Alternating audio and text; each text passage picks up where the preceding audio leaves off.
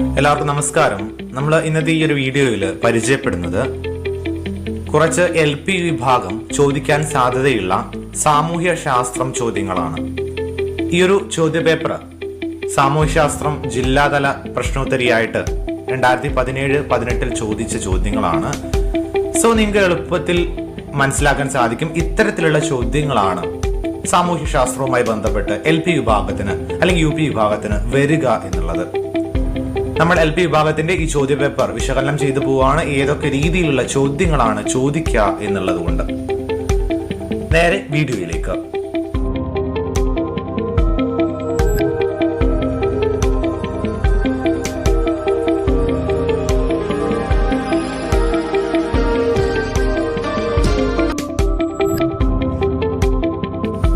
നോക്കുക, ആദ്യത്തെ ഒരു ചോദ്യം സൗരയൂഥവുമായി ബന്ധപ്പെട്ട് ആദ്യത്തെ ചോദ്യം അങ്ങനെയാണ് വന്നിട്ടുള്ളത്. സൗരയൂഥത്തിലെ ഏറ്റവും വലിയ ഗ്രഹം ഏതാണ്? സൗരയൂഥത്തിലെ ഏറ്റവും വലിയ ഗ്രഹം ഏത് എന്നാണ് ആദ്യത്തെ ഒരു ചോദ്യമായിട്ട് വരുന്നത്. നമുക്കറിയാം വ്യാഴമാണ് ഏറ്റവും വലിയ ഗ്രഹം. ദെൻ ഇന്ത്യയുമായി ബന്ധപ്പെട്ട് അല്ലെ, ഇങ്ങനെ വെറൈറ്റി ആയിട്ടുള്ള, അതായത് എല്ലാ മേഖലയുമായി ബന്ധപ്പെട്ട് ടച്ച് ചെയ്യുന്ന ചോദ്യങ്ങളാണ് വന്നിട്ടുള്ളത്. ഇന്ത്യയിൽ ഏറ്റവും ഒടുവിൽ രൂപം കൊണ്ട സംസ്ഥാനം ഏതാണ്? നമുക്കറിയാം ഏറ്റവും ഒടുവിലായിട്ട് രൂപം കൊണ്ട സംസ്ഥാനം തെലങ്കാനയാണ്. ഓക്കെ, യൂണിയൻ ടെറിട്ടറീസ് ആയിട്ട് എന്ത് ചെയ്യും? ലഡാക്കും കാശ്മീരും നമുക്ക് ഓർത്ത് വെക്കേണ്ടതുണ്ട്. കേരളത്തിൽ ആകെ എത്ര നദികളാണ് ഉള്ളത്? കേരളത്തിലുള്ള ആകെ നദികളുടെ എണ്ണം നമുക്കറിയാം. ഉത്തരം 44. ദെൻ ബഹിരാകാശവുമായി ബന്ധപ്പെട്ട് ആദ്യമായി ചന്ദ്രനിൽ ഇറങ്ങിയ വ്യക്തി ആരാണ്? ആദ്യമായി ചന്ദ്രനിൽ ഇറങ്ങിയത് ആര്? ഉത്തരം നീൽ ആംസ്ട്രോങ്. ഓർത്തു വെക്കുക, നീൽ ആംസ്ട്രോങ് ആണ് ആദ്യമായി ചന്ദ്രനിൽ ഇറങ്ങിയ വ്യക്തി. അടുത്ത ചോദ്യം നമുക്കറിയാം കറുത്ത വാവ് അതേപോലെ വെളുത്ത വാവ് അല്ലേ? ഒരു വെളുത്ത വാവ് മുതൽ അടുത്ത വെളുത്ത വാവ് വരെ ഏകദേശം എത്ര ദിവസങ്ങളുടെ ഇടവേളയാണ് ഉള്ളത്? അറിയാം, ഏകദേശം ഒരു മാസം 28 ദിവസമാണ്. ഓക്കെ, ഒരു മാസത്തോളം, അതായത് 28 ദിവസങ്ങളാണ് ആ ഒരു ഇടവേളയായിട്ട് നിലനിൽക്കുന്നത്. ദെൻ ഹരിയാന സംസ്ഥാനത്തിന്റെ തലസ്ഥാനം ഏതാണ്? 4ാം ക്ലാസ്സിലാണ് നമ്മൾ ഈ ഒരു കാര്യങ്ങളൊക്കെ പഠിച്ചു പോകുന്നത്. ഹരിയാന എന്ന സംസ്ഥാനത്തിന്റെ തലസ്ഥാനം ഉത്തരം ചണ്ഡീഗഡ്. ദെൻ അടുത്ത ചോദ്യം, ഇന്ത്യയുടെ പടിഞ്ഞാറേ അറ്റത്തുള്ള സംസ്ഥാനം ഏതാണ്? ഇന്ത്യയുടെ പടിഞ്ഞാറേ അറ്റത്തുള്ള സംസ്ഥാനം ഏത്? ഉത്തരം നമുക്കറിയാം. ഉത്തരമാണ് ഗുജറാത്ത് അല്ലെ? നമുക്കറിയാം ഇടത്തെ ഭാഗത്ത് അല്ലെ, നമ്മൾ മാപ്പിലൊക്കെ കണ്ടിട്ടുണ്ട്. ഇടത്തെ ഭാഗത്താണ് ഗുജറാത്തിന്റെ ആ ഒരു ചിത്രം അല്ലെ? കടലിലോട് തള്ളി നിൽക്കുന്ന ഒരു സംസ്ഥാനം കൂടിയാണ് ഗുജറാത്ത്. ദെൻ കേരളത്തിലെ ഏറ്റവും വലിയ ശുദ്ധജല തടാകം ഏതാണ്? ഏറ്റവും വലിയ ശുദ്ധജല തടാകം ഏതാണ്? ഉത്തരം ശാസ്താംകോട്ട തടാകം.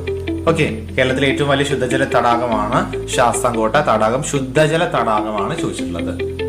ദെൻ ലോകത്തിലെ ഏറ്റവും വലിയ സമുദ്രം ഏതാണ്? ലോകത്തിലെ ഏറ്റവും വലിയ സമുദ്രം ഏതാണ് എന്നാണ് അടുത്തൊരു ചോദ്യമായിട്ട് വരുന്നത്. ഉത്തരം നമുക്കറിയാം പസഫിക് അല്ലെങ്കിൽ ശാന്ത സമുദ്രം. ദെൻ ദക്ഷിണ ധ്രുവത്തിൽ സ്ഥിതി ചെയ്യുന്ന വൻകര ഏതാണ്? ദക്ഷിണ ധ്രുവം. ഓക്കെ, ദക്ഷിണ ധ്രുവം ഉത്തര ധ്രുവം നമ്മൾ പഠിച്ചിട്ടുണ്ട് അല്ലേ? ഇവിടെ ചോദ്യം ദക്ഷിണ ധ്രുവത്തിൽ സ്ഥിതി ചെയ്യുന്ന വൻകര. നമുക്കറിയാം 7 വൻകരകളാണ് ഉള്ളത്. അതിൽ ദക്ഷിണ ധ്രുവത്തിൽ സ്ഥിതി ചെയ്യുന്ന വൻകരയാണ് അന്റാർട്ടിക്ക. ഓർത്തു വയ്ക്കുക. അടുത്ത ഒരു ചോദ്യം ശ്രദ്ധിക്കുക. ഒരു അതിവർഷത്തിൽ അല്ലെ, ലീപ്പ് ഇയർ നമ്മൾ പഠിച്ചിട്ടുണ്ട്. ഇയർ എന്ന് പറഞ്ഞാൽ നമുക്കറിയാം അല്ലെ? ഒരു അതിവർഷത്തിൽ എത്ര കലണ്ടർ ദിനങ്ങളാണ് ഉള്ളത്? എത്ര ദിനങ്ങൾ ഉണ്ടാകും ഒരു അതിവർഷത്തിൽ അല്ലെ? കാൽ കൂട്ടി വെച്ചിട്ട് ഒരു ദിവസം അല്ലെ? ഉത്തരം 366 ദിനങ്ങളാണ് ഒരു അതിവർഷത്തിൽ ഉണ്ടാവുക. ദെൻ ഇന്ത്യയിൽ ഏറ്റവും കൂടുതൽ മഴ ലഭിക്കുന്നത് എവിടെയാണ്? ഇന്ത്യയിൽ ഏറ്റവും കൂടുതൽ മഴ ലഭിക്കുന്നത് എവിടെയാണ്? ഉത്തരം ചിറാപുഞ്ചി. ഏറ്റവും കൂടുതൽ മഴ ലഭിക്കുന്നത് ചിറാപുഞ്ചിയിലാണ്. ദെൻ ഇപ്പോഴത്തെ ഇന്ത്യൻ പ്രസിഡന്റ് ആരാണ് എന്നാണ് ചോദ്യം. ഇത് നമ്മൾ മാറ്റമുള്ള ഒരു ചോദ്യമാണ്. ഓക്കെ, രാംനാഥ് കോവിന്ദ് എന്നാണ് ഉത്തരം. ദെൻ ചിപ്കോ പ്രസ്ഥാനത്തിന്റെ സ്ഥാപകൻ ആരാണ്? ചിപ്കോ പ്രസ്ഥാനത്തിന്റെ സ്ഥാപകൻ ആര്? ഉത്തരം സുന്ദർലാൽ ബഹുഗുണ. ഓക്കെ, സുന്ദർലാൽ ബഹുഗുണയാണ് ചിപ്കോ പ്രസ്ഥാനത്തിന്റെ സ്ഥാപകൻ. ഉത്തരം. അടുത്ത ചോദ്യം, വിയറ്റ്നാമിനെതിരെ യുദ്ധത്തിൽ ഏജന്റ് ഓറഞ്ച് എന്ന രാസായുധം പ്രയോഗിച്ച രാജ്യം ഏതാണ്? വിയറ്റ്നാം ആ ഒരു രാജ്യത്തിനെതിരെയുള്ള യുദ്ധത്തിൽ ഏജന്റ് ഓറഞ്ച് എന്ന രാസായുധം പ്രയോഗിച്ച രാജ്യമാണ്. ഉത്തരം USA, America, United States of America. Then Indian supreme കോടതിയിലെ ആദ്യത്തെ വനിതാ ജഡ്ജി ആരാണ്? നമുക്കറിയാം, ഈ ചോദ്യങ്ങളൊക്കെ കണ്ടാല് അല്ലെ എല്ലാ തലത്തിലുമുള്ള ചോദ്യങ്ങൾ ഉൾപ്പെടുത്തിയിട്ടുണ്ട്, എല്ലാ മേഖലയുമായി ബന്ധപ്പെട്ട ചോദ്യങ്ങൾ ഉൾപ്പെടുത്തിയിട്ടുണ്ട്. ഇങ്ങനെയാണ് നിങ്ങൾ പഠിക്കേണ്ടത്.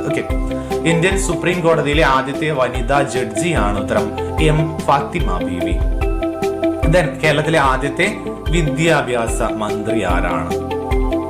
കേരളത്തിലെ ആദ്യത്തെ വിദ്യാഭ്യാസ മന്ത്രിയാണ് പ്രൊഫസർ ജോസഫ് മുണ്ടശ്ശേരി മാഷ്.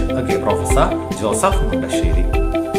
ദെൻ ഒരു ഗ്രന്ഥമാണ്, നമുക്ക് അറിയാവുന്ന ഒരു ഗ്രന്ഥമാണ്, അതെ, ദൈവദശകം അല്ലെ. ദൈവദശകം എന്ന ഗ്രന്ഥത്തിന്റെ രചയിതാവ് ആരാണ് ദൈവദശകം എന്ന ഗ്രന്ഥം രചിച്ചത്? ഉത്തരം ശ്രീനാരായണ ഗുരു അല്ലെ. കണ്ണാടി പ്രതിഷ്ഠ നടത്തിയ നമ്മുടെ ശ്രീനാരായണ ഗുരു. രാജ്ഭവൻ ആരുടെ ഔദ്യോഗിക വസതിയാണ്? രാജ്ഭവൻ ആരുടെ ഔദ്യോഗിക വസതിയാണ്? ഉത്തരം സംസ്ഥാന ഗവർണറുടെ വസതിയാണ് രാജ്ഭവൻ എന്ന് അറിയപ്പെടുന്നത്. ദെൻ അന്താരാഷ്ട്ര നീതിന്യായ കോടതിയുടെ ആസ്ഥാനം സ്ഥിതി ചെയ്യുന്ന രാജ്യം ഏത്? അന്താരാഷ്ട്ര നീതിന്യായ കോടതിയുടെ ആസ്ഥാനം സ്ഥിതി ചെയ്യുന്ന രാജ്യമാണ്. ഉത്തരം നെതർലാൻഡ്. ഓർത്തുക, നെതർലാൻഡ് ആണ് അതിന്റെ ഉത്തരം. ദെൻ ഗ്രാമപഞ്ചായത്തിലേക്ക് മത്സരിക്കാൻ ഒരാൾക്ക് വേണ്ട കുറഞ്ഞ പ്രായം എത്രയാണ്? ഗ്രാമപഞ്ചായത്തിലേക്ക് മത്സരിക്കാൻ ഒരാൾക്ക് വേണ്ട കുറഞ്ഞ പ്രായമാണ്. ഉത്തരം 21 വയസ്സ്. നമുക്കറിയാം, ഈ ഒരു സമയത്ത് അല്ലെ, കഴിഞ്ഞ ഒരു സമയത്ത് കൂടുതലായിട്ടുള്ള പ്രായം കുറഞ്ഞ ആളുകൾ മത്സരിച്ചൊരു പഞ്ചായത്ത് തെരഞ്ഞെടുപ്പാണ് നമ്മൾ കഴിഞ്ഞ സമയത്ത് നടന്നത് അല്ലെ. അപ്പൊ ഉത്തരം 21 നിങ്ങൾ ഓർത്തു വെക്കുക. ദെൻ ഇന്ത്യയിലെ ആദ്യത്തെ വനിതാ പ്രതിരോധ മന്ത്രി ആരാണ്? ഇന്ത്യയിലെ ആദ്യത്തെ വനിതാ പ്രതിരോധ മന്ത്രി ആര്? ഉത്തരം ഇന്ദിരാഗാന്ധി. ഉത്തരം ഇന്ദിരാഗാന്ധിയാണ് നിങ്ങൾ ഓർത്തു വെക്കുക. ദെൻ അടുത്തൊരു ചോദ്യം ശ്രദ്ധിക്കുക. തിരുവിതാംകൂറിൽ ക്ഷേത്ര പ്രവേശന വിളംബരം പുറപ്പെടുവിച്ച വർഷം ഏത്? തിരുവിതാംകൂറിൽ ക്ഷേത്ര പ്രവേശന വിളംബരം പുറപ്പെടുവിച്ച വർഷമാണ്. ഉത്തരം 1936. ദെൻ മൗര്യ സാമ്രാജ്യത്തിന്റെ തലസ്ഥാനം ഏതായിരുന്നു?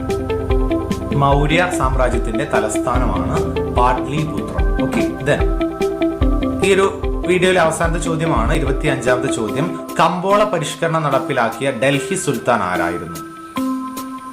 കമ്പോള പരിഷ്കരണം നടപ്പിലാക്കിയ ഡൽഹി സുൽത്താൻ ആയിരുന്നു. ഉത്തരം അലാവുദ്ദീൻ ഖിൽജി. ഇത്രയും ചോദ്യങ്ങളാണ് ആ ഒരു പേപ്പറിൽ 2017-18 കാലത്തുള്ള പേപ്പറിൽ വന്നിട്ടുള്ളത്. ഈ ഒരു രീതിയിലുള്ള ചോദ്യങ്ങളാണ് നിങ്ങൾക്ക് ഇനിയും പ്രതീക്ഷിക്കാവുന്നത്. വീഡിയോ ഉപകാരപ്പെട്ടു എന്ന് വിചാരിക്കുന്നു, ഇൻഫോർമേറ്റീവ് ആയെന്ന് വിചാരിക്കുന്നു.